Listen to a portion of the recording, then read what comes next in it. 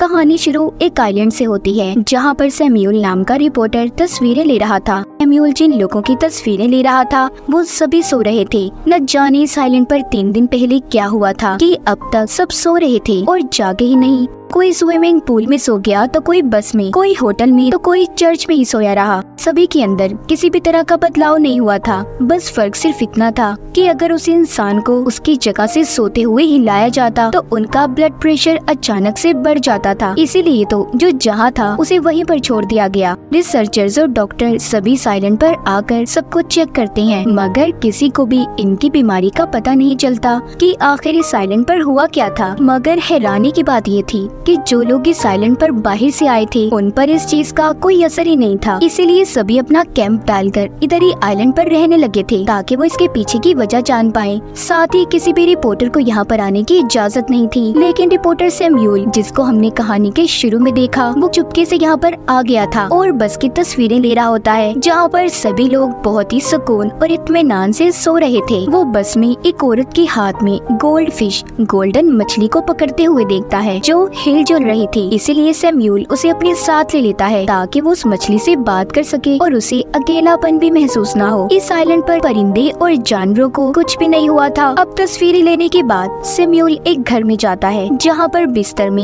एक लड़की सो रही थी जिसका नाम स्टेला था। सैम्यूल उसको पहले बहुत ही गौर से देखता है और फिर वहाँ से चला जाता है और जाकर दूसरे कमरे में सो गया था। जिस दौरान वो देखता है कि स्टेला के घर के बाहर 2 रिसर्चर्स खड़े थे। सैम्यूल उनको छुप कर देख रहा था। असल में जैसा कि हमें पता है इधर किसी भी रिपोर्टर को आना मना था। अगर सैम्यूल के बारे में उन्हें पता चल जाता तो सैम्यूल को सजा भी हो सकती थी। अब उनके जाने के बाद सैम्यूल चुपचाप दूसरे कमरे में जाकर सो जाता है। तभी सोते हुए वो एक सपना देखता है। उसे अपने सपने में वही लड़की स्टेला नजर आती है जिसके घर में वो सो रहा था। स्टेला एक मॉल में कुछ चीजें खरीद रही थी। वो जब उसको उसके नाम से पुकारता है तो स्टेला हैरानी से उसकी तरफ देखती है और पूछती है कि तुम्हें मेरा नाम कैसे पता। तभी उसकी नींद खुल जाती है। वो देखता है सुबह हो गई थी। रेडियो सुनता है और सो रही स्टेला से बातें भी कर रहा था। अब सैम्यूल फिर से तस्वीरें लेने के लिए निकल जाता है। एक चर्च में जाता है जहाँ पर कई सारे लोग मौजूद थे। वो उनकी तस्वीरें लेता है और फिर कुछ देर आराम करने के लिए उन्हीं के बीच में बैठ जाता है जिधर उसकी आंख लग गई थी। वो सपने में फिर से स्टेला को देखता है। इस बार वो दोनों आमने सामने बैठे थे। स्टेला सैम्यूल से पूछती है कि क्या इधर तुम पैसे कमाने के लिए आए हो? सैम्यूल कहता है नहीं, मैं इधर बस कुछ तजुर्बा हासिल करना चाहता हूँ जिसके बाद मुझे आने वाले कल में शोहरत मिल सकती है। तभी फिर से उसकी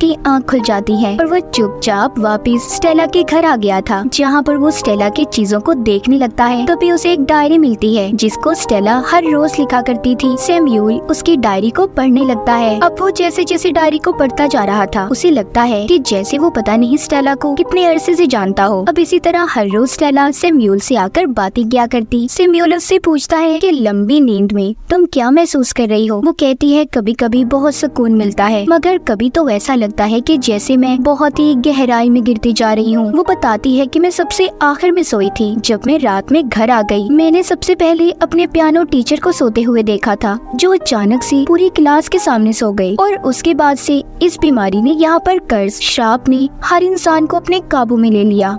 अब फिर से वो अगले दिन बाहर जाता है। वो एक जगह पर खड़ी कार को देखता है जिसमें बहुत सारे गुब्बारे पड़े थे। जब वो वहाँ की तस्वीरें ले रहा था तो देखता है उधर सामने वाली बिल्डिंग में 2 रिसर्चर्स खड़ी हैं। वो इससे पहले सैम्यूल को देख वो छुप जाता है और वापस एक घर आ गया था। उसे एहसास हो गया था कि अगर वो इधर ही रुका रहा तो वो कोई बड़ी मुसीबत में फंस सकता है। इसीलिए अब वो अपना सामान पैक करता है और यहाँ से जाने लगता है। अब जब वो वापस जाने के लिए समंदर के किनारे पहुँचता है तो काफी देर के लिए उधर ही खड़ा सोचता रहता है कि वो जाए या ना जाए। दरअसल उसका दिल स्टेला को छोड़कर जाने का नहीं कर रहा था। वो कहीं ना कहीं स्टेला को पसंद करने लगा था। इसलिए वो वापस जाने का फैसला करता है।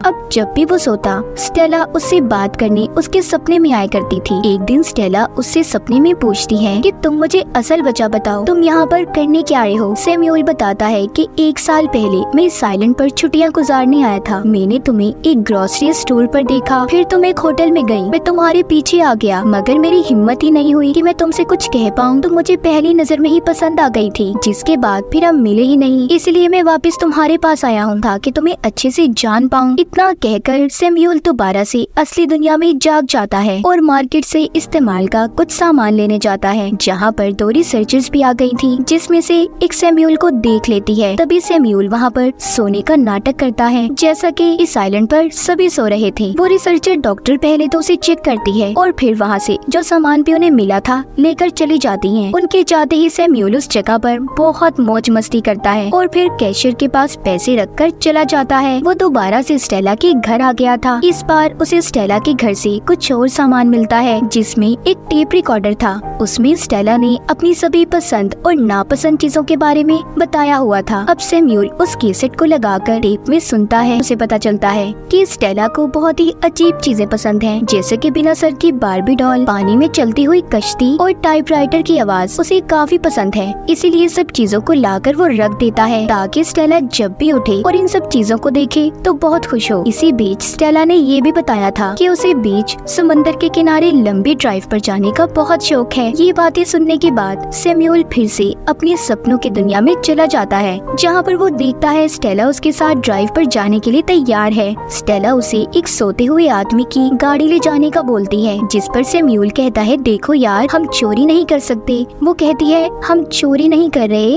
बल्कि हम तो बस कुछ देर के लिए गाड़ी उधार मांग रहे हैं। अब स्टेला उस आदमी के घर जाती है और गाड़ी की चाबी ले आती है। वो दोनों लंबी सैर पर निकल गए थे। तभी कुछ देर के बाद वो अपने सपने से बाहर आ जाता है, जहाँ पर वो देखता है कि स्टेला के घर कुछ डॉक्टर्स उसे देखने आए हैं। दरअसल ये डॉक्टर्स इसी तरह हर हफ्ते ऐसे ही घूमकर सबका चेकअप किया करते थे, जिन्हें देखकर सैमुअल अलमारी में छुप जाता है। डॉक्टर भी स्टेला को चेक करने के बाद यहाँ से चले गए थे। अब डॉक्टर्स के जाने के बाद वो अलमारी से बाहर आता है और स्टेला के हाथ पकड़कर नीचे फर्श पर ही लेट जाता है। फिर अगले दिन सैमुअल दोबारा से टेप रिकॉर्डिंग को सुनने लगता है। अब वो स्टेला की नापसंद चीजों के बारे में जानता है। इसमें स्टेला ने खास तौर पर अपने अकेलेपन को लेकर बात की हुई थी। उसने कहा था कि भले मैं अकेली रहती हूँ, मगर ये अकेलापन मुझे बिल्कुल पसंद नहीं, जिसके बाद सैमुअल फिर से सो गया था। अब फिर से वो स्टेला से अपने सपने में बात करता है। वो उसे कहता है, मैं जानता हूँ तुम्हें अकेला रहना बिल्कुल भी पसंद नहीं। हर किसी का जिंदगी में कोई ना कोई पार्टनर जरूर होता है। क्या पता आगे आने वाली जिंदगी में हम एक दूसरे के साथ मिलकर रह सके। उसकी इस बात पर स्टेला बोलती है कि मुझे तो ऐसा कुछ भी नहीं लगता। ये सारी बातें सुनकर सैमुअल को एहसास हो गया था कि वो शायद फजूल में ही अपना वक्त बर्बाद कर रहा है और यहाँ पर रुका हुआ है। वो एक बार फिर यहाँ से जाने का फैसला करता है, मगर इस बार भी वो नहीं जा पाता और वापस घर आकर स्टेला के मनपसंद चीजें बनाकर खाने लगा था।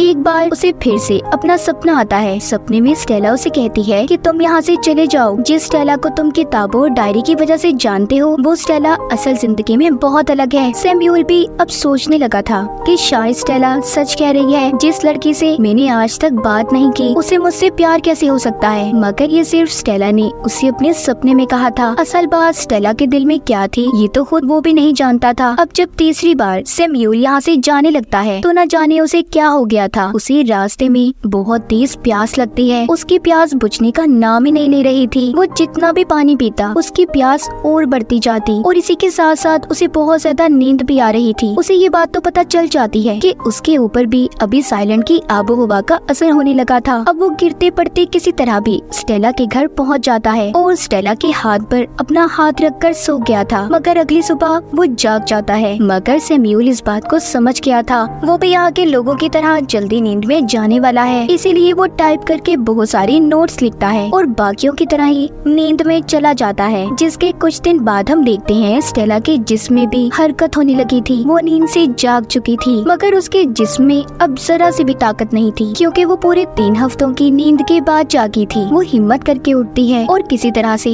नल तक पहुंचकर पानी पीने जाती है। तभी उसकी नजर एक दूसरे टूथब्रश पर पड़ती है। उसे लगता है कि शायद उसके अलावा कोई और भी उसके घर में रह रहा है। इस बात पर उसे बहुत ज्यादा गुस्सा आ रहा था, क्योंकि उसे पता चल चुका था। सैमुअल ने उसकी डायरी को पढ़ा और उसकी रिकॉर्डेड बातों को भी सुना है। वो अब उसे मारकर जगाने की कोशिश करती है, मगर कोई फायदा नहीं था। सैमुअल तो उसी की तरह लंबी नींद में जा चुका था। अब इसी बीच उसे सैमुअल के लिखे हुए नोट्स मिलते हैं, जिसमें उसने सॉरी लिखा हुआ था, ताकि स्टेला जब ये सब पढ़े तो वो उसे माफ कर दे कि उसने उसकी डायरी और रिकॉर्डेड बातों को सुना। साथ ही उसने ये भी लिखा था कि स्टेला, तुम्हारा अकेलापन तभी दूर हो सकता है, जब तुम लोगों को खुद तक पहुंचने दोगी। सारी बातें पढ़कर स्टेला को समझ आ गई थी कि सैम्यूल एक अजनबी होने के बावजूद उसे इतनी अच्छी तरह से समझ पाया। अब वो उसका बिल्कुल उसी तरह ख्याल रखती है जैसा कि सैम्यूल ने उसका रखा था। अब जैसे सैम्यूल स्टेला के सपने में आकर उसे बातें करता था, इसी तरह अब स्टेला भी सैम्यूल से बातें करती है। वो उसकी पसंद नापसंद के बारे में जानती है। इस तरह कुछ दिन गुजर गए थे। एक दिन स्टेला जब सुबह को उठती है तो उधर सैम्यूल नहीं था जहाँ पर वो सोया हुआ था। स्टेला उसे पूरे घर में ढूंढती है, तभी वो उसे किचन में खड़ा नजर आता है। वो जब उसके पास जाता है तो स्टेला को ये बात महसूस हो रही थी कि वो सैम्यूल से पहली बार नहीं बल्कि पता नहीं कब से उसे जानती हो, बल्कि अब वो दोनों एक दूसरे से बहुत ही अच्छी तरह से बातें कर रहे थे। ऐसा लग रहा था कि वो एक दूसरे के बारे में बहुत कुछ जानते हो। हम उसी औरत को देखते हैं जिसके पास ही सैम्यूल ने मछली ली थी। अब वो औरत भी नींद से जाग गई थी। उसके पास एक नहीं बल्कि 2 मछलियाँ थी, जो काम जाहिर है सैम्यूल का ही था। उसने अपने हाथ में 2 मछलियाँ पकड़ी हुई थी। कहा जाता है ना कि अगर इंसान किसी चीज को दिल और लगन से चाहे तो वो उसे जरूर मिलती है। जैसे सैम्यूल को स्टेला और उस आइलैंड पर चाहे कुछ भी था, मगर इन दोनों के लिए तो ये एक खूबसूरत हादसा था। और इसी के साथ इस फिल्म की कहानी भी यहीं पर खत्म हो जाती है।